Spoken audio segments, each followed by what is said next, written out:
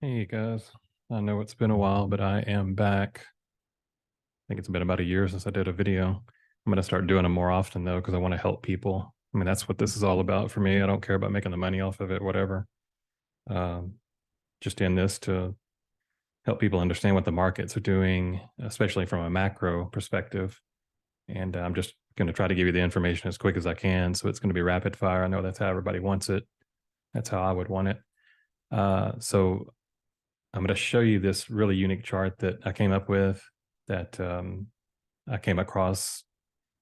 What Data Dash on YouTube showed is similar to this, but I kind of changed it around to suit what I was looking for out of it.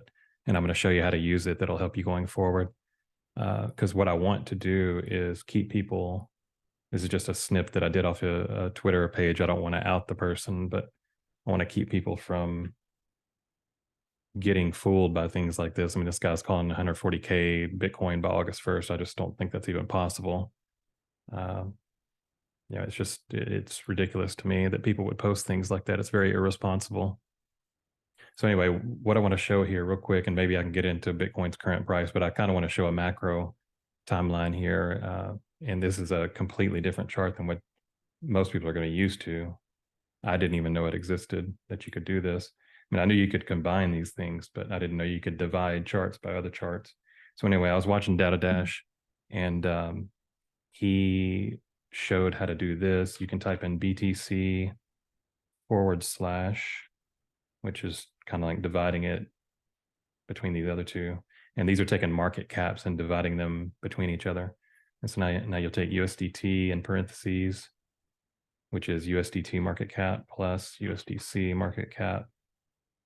And then once you do that, you can hit enter. I've already got it in there, so I'm not going to hit enter.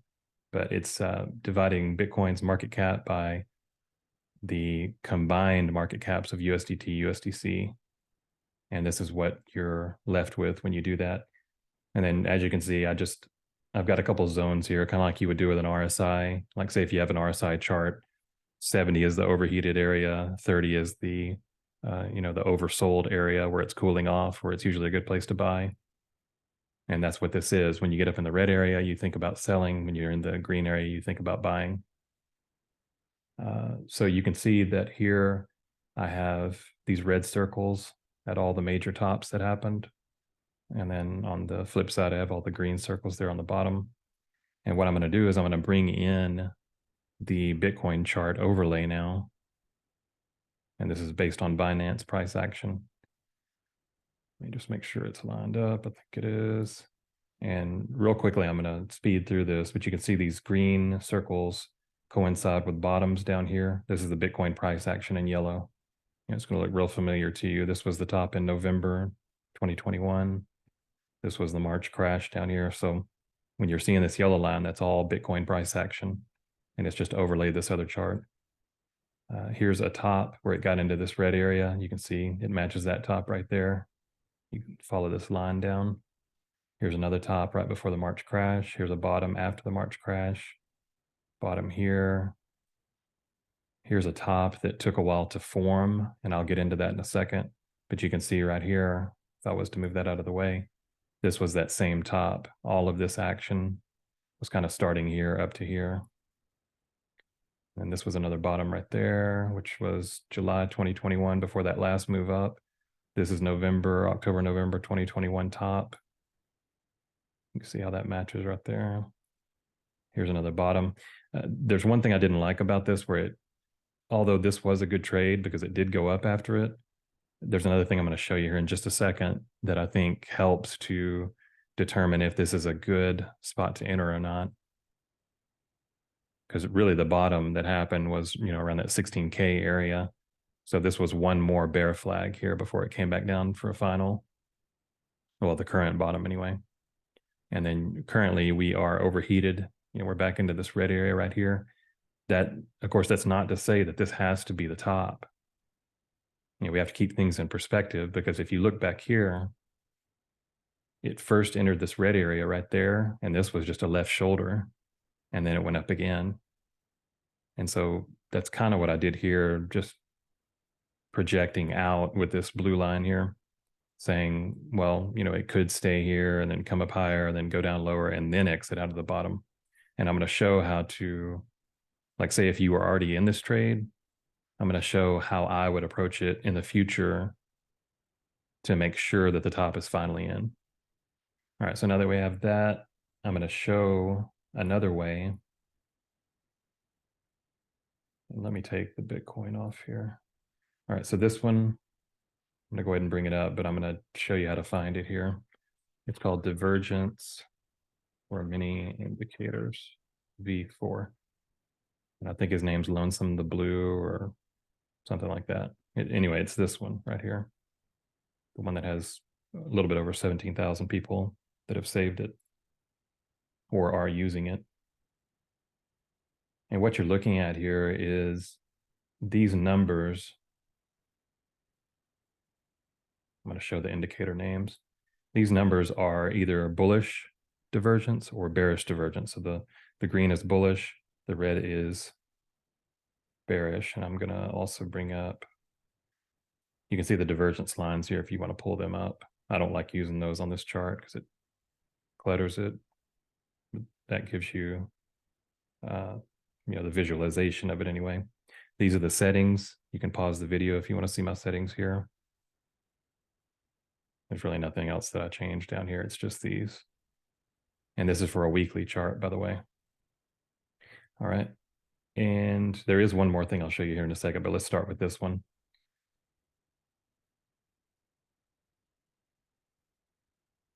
Okay, so we talked about these circles already, and they looked pretty good, except for this one. This is one exception, even though it was a good short-term trade.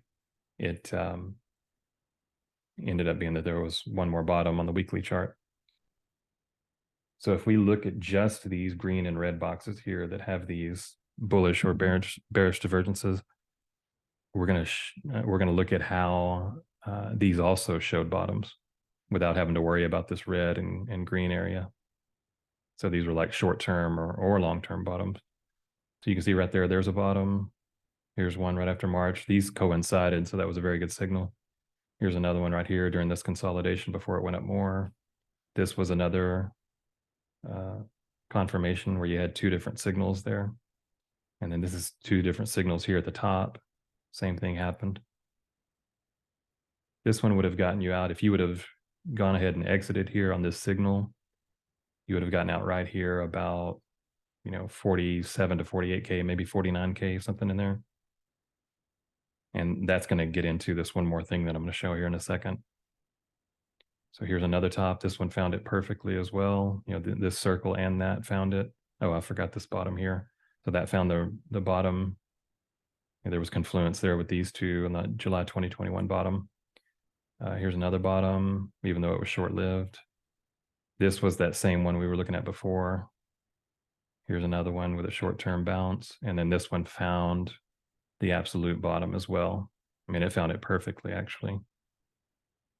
And currently we don't have another signal just yet.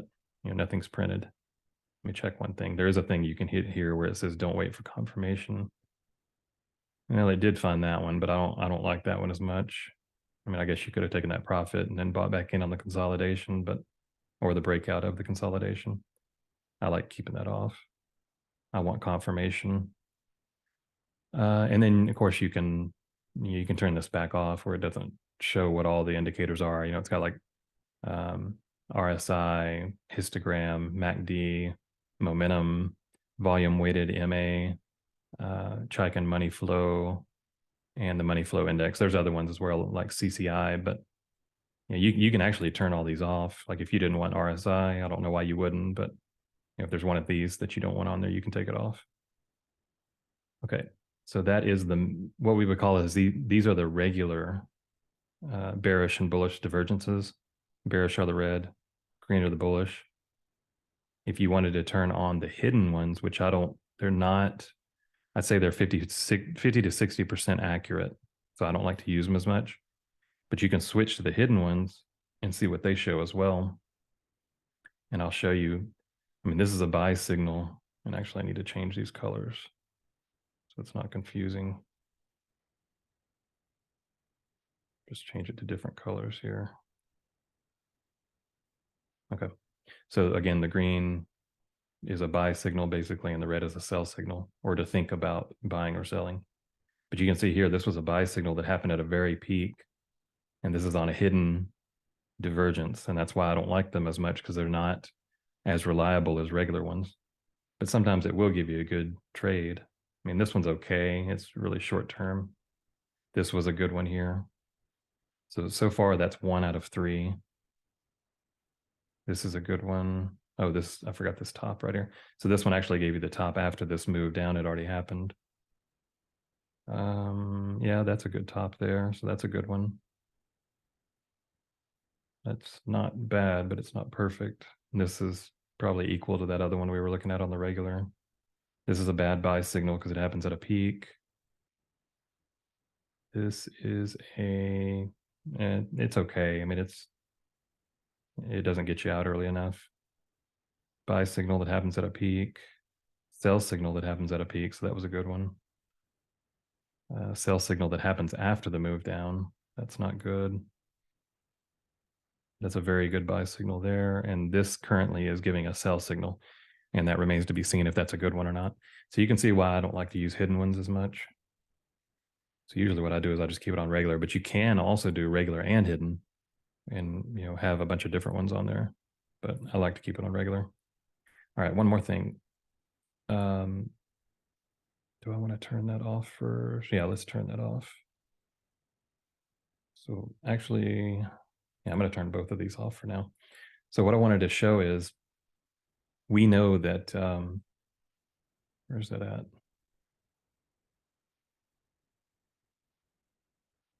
Oh, this was the November top. Okay. Actually, let me overlay this again, or it's going to get confusing. All right. One thing I wanted to show, and I've got a notation there, full candle close below red line. This is how you know for sure that the move is done, that it's come up to the top and it's exhausted and it's ready to come back down. If you want to wait for this where you get a full candle close, I think that happens on that green candle right there. Yeah. So you got a full candle close under the red line, and then it makes one little final peak and falls over. So you can wait till all this takes place where it's overheated up here. And then finally you get a full candle. This red one here isn't a full candle because there's still some of it above this bottom red line. This is a full one below the red line, and that's how you want to look at it. It doesn't work as well for buying. I mean, you can't really say, well, it comes down here and then it's got a full candle above, because I don't know, for some reason it just doesn't work as well. And really there's not many down here that actually come all the way down to this bottom line on the buy side, but it happens a lot on the sell side. So that's your example that you can go by right there. And that's what's happening right here, and why I did this right here and made this notation. If you get a full candle close below this red line, the same red line, say this goes up or just goes sideways and then comes down and has a full candle under this red line, then that might be a good signal to exit. And usually it is. So that's the idea behind this chart. If anybody has any questions about it, feel free to post in the comments below. I'll answer them. And, if you have any requests about things that you want to look at, I'm going to be trying to do, a couple of these videos a week now that it looks like, we may have found the bottom. I'm not opposed to thinking that there could be one more bottom, which may end up being, here, let me bring the Bitcoin chart over here. Whoops.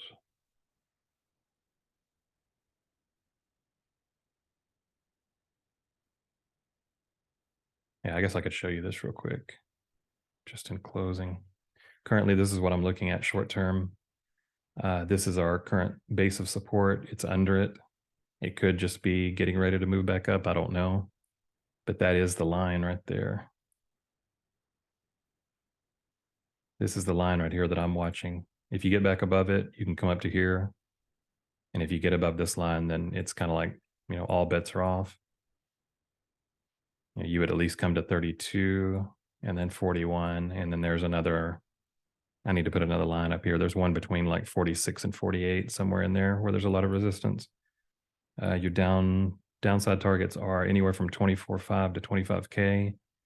Under that, you're looking at about 23. You've got this long uptrend support here. which you don't know where it would touch it. But if it did come down here, 21, 22, something like that, and then you've got this double bottom idea. If it was to happen down at 15K, that was the bottom that we've had so far back in November of 2022. So, I mean, there's a lot of ideas here, and it doesn't really help to talk about all of them. But if you see something like this where it works its way down here and then it holds it, especially if it was to get back above, well, this would be a higher high if it got back above this. But especially if it got above this one right here, like just say if this was the move, that would be your area to go ahead and feel confident that you were coming back up. But what we're looking at from a macro perspective is everybody's looking forward to that April 2024 date, which is right about here. That's the next halving. And we know historically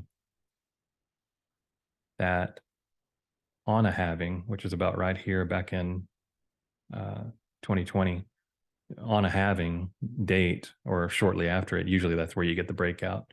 So all of this right here takes place before the halving date, and then it breaks out and gets above the previous high. And that's assuming that what's going to happen is we're not going to go in a recession, because Bitcoin has never been in a recession before. And if that were to happen, then Bitcoin's typically going to follow the markets, the other markets, like it has, like especially the tech stocks, NASDAQ, things like that. But let's just say that things keep playing out the way they have been ever since 2011. And after the halving, we take off. Well, you're probably looking at, which my chart isn't really going past that, but you're probably looking at the end of 2024 or maybe the first quarter of 2025 being the next top. And I suspect that next top is, there's a big, what do you want to call it? Kind of like a mental block or a psychological resistance here at 100K, because it's like a number that everybody's going to have in their head as it gets closer to that, because it's a big whole number, right? I mean, if you get past that, you're looking at anywhere from 125 to 150K is what I suspect would be the top. And the reason why I think that is because I have this plotted line here. It's hard to tell where that would be on the dates here because it's not extending out for me. But if this is June, well, this is September 2024. Well, we know it can extend over that line. So I would say somewhere in here, that's about 120K maybe, but it first has to get over that 100K hump. And, I'm not a bull or a bear. I just play it when it goes up and when it goes down, and I buy it at key supports, sell at key resistance. That's the best way to play it. You don't have to go back and forth on Twitter with people and have a war about who's right, bulls or bears. It's a waste of time. Okay, speaking of waste of time, I think I've spent enough time on this. I don't want to make it too long for you. I'm trying to keep these to 10 minutes if I can. So I'm going to stop it there. Tell me in the comments if you want something different. Otherwise, I'll try to bring something else next time, maybe in a couple of days or early next week. All right, have a good one.